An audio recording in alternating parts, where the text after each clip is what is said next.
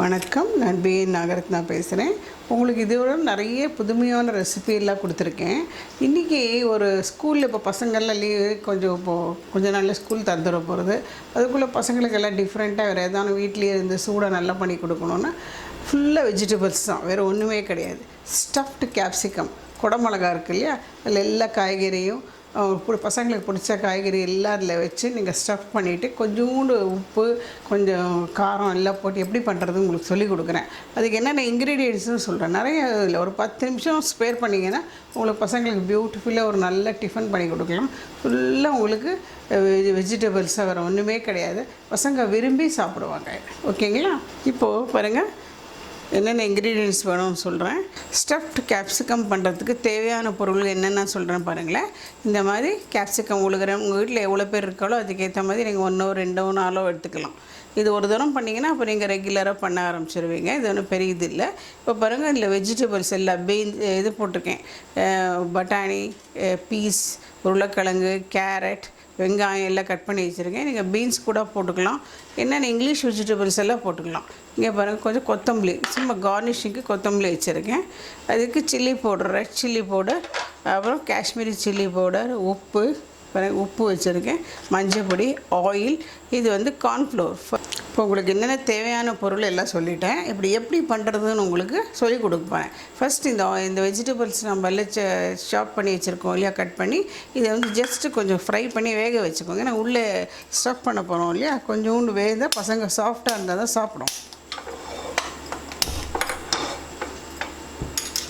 இந்த பேன் சூடானதும் கொஞ்சம் ஆயில் விடுவோம். இது பாரு,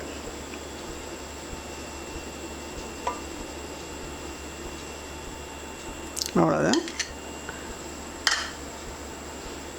இதில் வந்து பச்சை மிளகாலாம் எதுவும் போடல, பசங்களுக்கு கொடுக்கறதுனால இல்லை சில்லிஸ் எல்லாம் எதுவுமே போடலை. அப்படியே நீங்கள் ஃப்ரை பண்ணிக்கலாம். சில்லி ஆசைப்போடு எதுவுமே போடல. வெறும் கேரட்டு, பீஸு, கேரட், ஆனியன், உருளைக்கிழங்கு.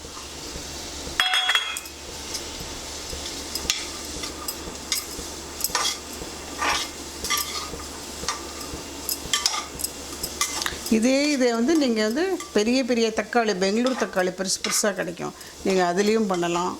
அப்புறம் இந்த மாதிரி குடமிளகாலையும் பண்ணலாம். கொஞ்சம் அது வெந்துட்டு நீங்கள் வந்து ஆஃப் பண்ணிவிட்டு அதில் எல்லாம் ஸ்டஃப் பண்ணிடலாம்.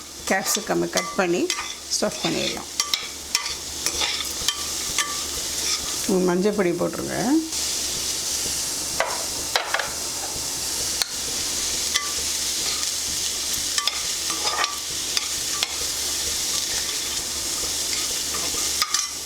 உப்பு தேவையான அளவு உப்பு போட்டுக்கோங்க. நீங்கள் எவ்வளோ வெஜிடபிள்ஸ் உங்களுக்கு எப்படி சாப்பிடுவீங்களோ அதுக்கேற்ற மாதிரி போட்டுக்கோங்க.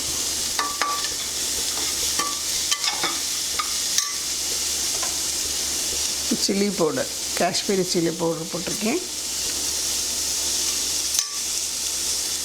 ரெட் சில்லி பவுடர்,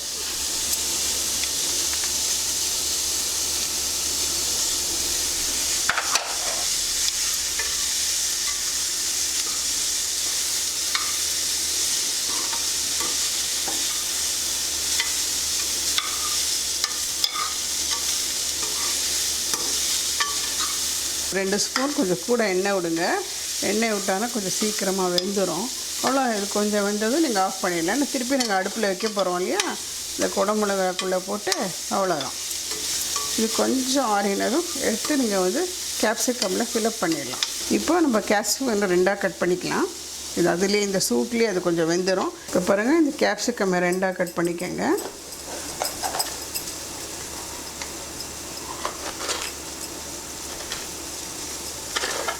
அவ்வளோதான். இதில் இருக்கிற இந்த வெயிட் இது இருக்குல்ல, அதை எடுத்துருவோம்.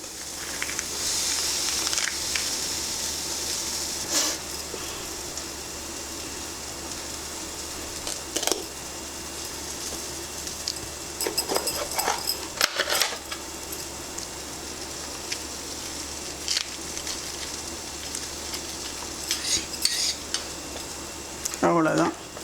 இப்போது இல்லை பாருங்கள், உப்பு கொஞ்சம் வச்சுருக்கோம்ல, அதை எடுத்து நல்லா சுற்றி இதில் தடவி விட்டுருங்க. அவ்வளோதான்.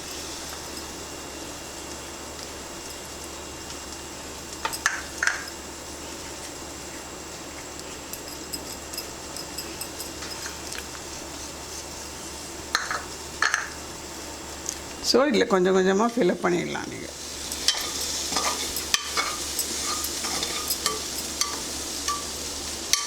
கொஞ்சம் கொத்தமல்லி போடுங்க.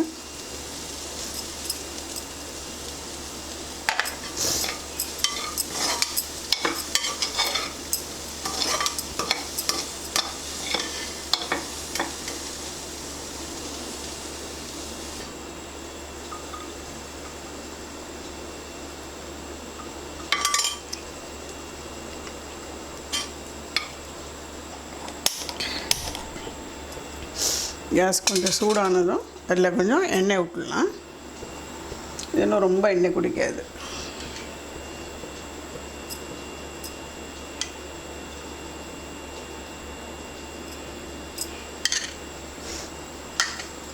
இப்போது ஒரு கேப்சிகமாக இதுக்குள்ளே வச்சிடலாம்.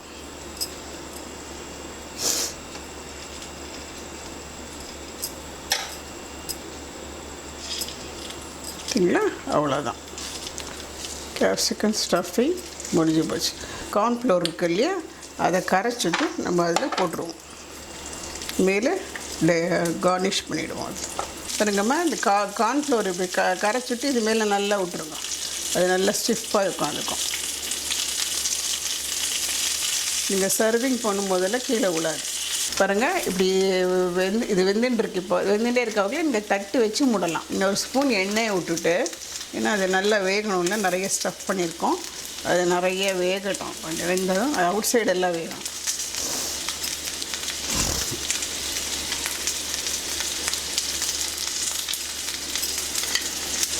இது கொஞ்சம் மூடி வச்சு சிம்மில் வச்சுருங்க. அது நல்லா சாஃப்டாக வெந்துடும். நீங்கள் சாப்பிட்ற அளவுக்கு வெந்துடும். அவ்வளோதான். பாருங்கள், இப்போ 2 நிமிஷம் ஆகிடுது. இப்போ கொஞ்சம் நீங்கள் சாப்பிட்றதுக்கு சாஃப்டாக இருக்கும், கிறிஸ்பியாகவும் இருக்கும்.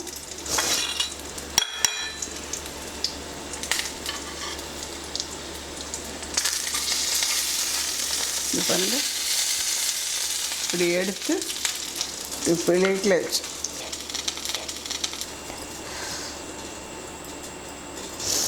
ஓகே. கேப்சிகம் ஃபில்லிங் உங்களுக்கு ஃபுல்லாக வெஜிடபிள்ஸில் எப்படி பண்ணுறதுன்னு சொல்லி கொடுத்துருக்கேன். நல்லா ஈஸி டெமான்ஸ்ட்ரேஷன் தான். இதே மாதிரி இன்னொரு ரெசிபியோடு அடுத்த எபிசோடில் சந்திக்கிற வரைக்கும் நீங்கள் வணக்கம்.